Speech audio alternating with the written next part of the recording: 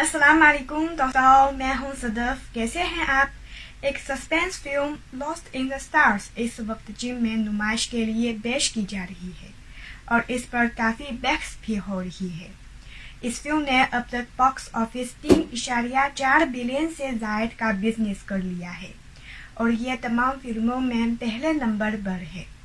ایک دلچسپ بات یہ ہے کہ اس فلم میں ایک پاکستانی بھی حصہ لیا ہے اور ایک کردار ادا کیا ہے.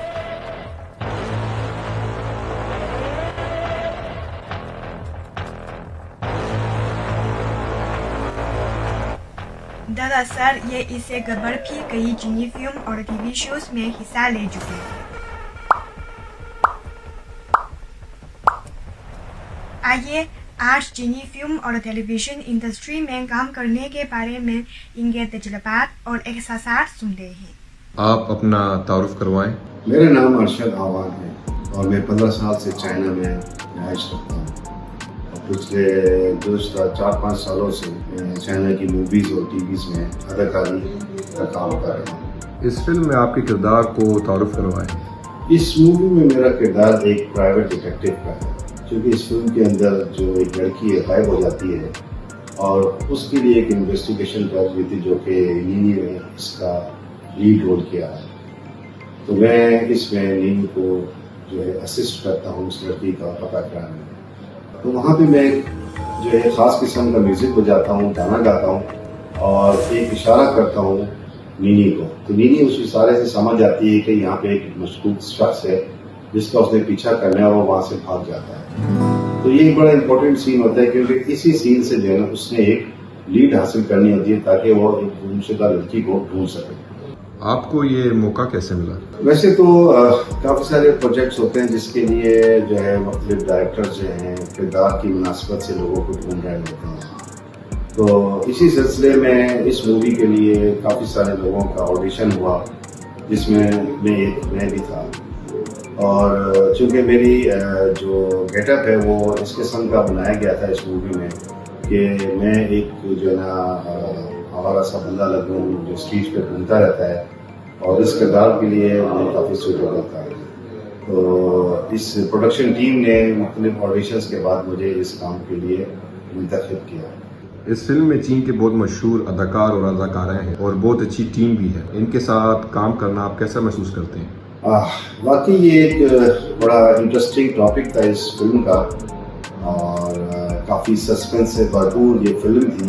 اور اس فلم کے اندر جو اداکار تھے خاص طور سے نینی، ڈی جے اور ہانگ کانگ کی ایک اداکارہ، کافی مشہور اداکار تھے. یہ ایک بڑی پروفیشنل ٹیم تھی. ان کے ساتھ کام کرتے ہوئے بہت اچھا لگا. کہیں پہ بھی ایسا فیل نہیں ہوا کہ آپ چھوٹے اداکار ہیں، بڑا اداکار ہیں اور آپ کا ساتھ اٹھنا بیٹھنا تھا. کافی دن ہم ساتھ رہے اور ہر لحاظ سے جو ہے یہ ایک بڑی اچھی موقع محل کے حساب سے، انوائرمنٹ کے حساب سے بہت اچھا پروجیکٹ تھا اور اس میں کام کر کے بہت انجوائے کیا. ہمارے حاضرین کو آپ کیا کہنا چاہتے ہیں؟ جو ہمارا آڈینس ہے، جو ہمارا حاضرین ہے وہ بڑا کریٹک ہے. وہ کوئی بھی موویز جو ہوتی ہیں آج کل اس کو بڑا کریٹیکلی دیکھتے ہیں اور اس کے اگر خاص بات ہو، اگر اچھا ہوتا ہے اس کو اپریشیٹ کرتے ہیں.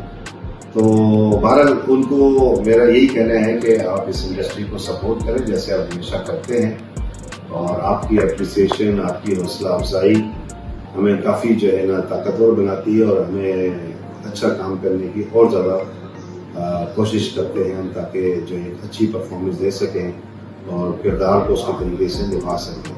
تو جو حاضرین ہیں آپ کے اپریسیشن، آپ کی کرٹک کو ہمیشہ پازیٹیو لیتا ہوں کیونکہ اگر کوئی مجھے میرے کردار پہ کوئی مجھے بتاتا ہے کہ اس کو کیسے امپروو کیا جا سکے تو میرے لیے وہ ہمیشہ ایک مستقبل میں آپ کا کیا منصوبہ ہے؟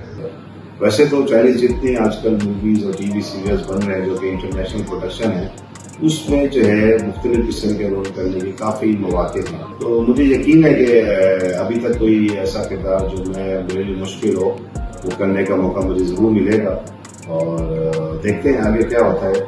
اور امید ہے کہ جو ہے مجھے کوئی ایسا مشکل رول کرنے کا موقع ملے گا جیسے کہ کوئی ایکشن رول ہو یا نیگیٹو رول ہو جس میں واقعی آپ کو اپنے ٹیلنٹ کو جو ہے بتانے کا موقع ملے. کتنی دلچسپ ملاقات تھی نا.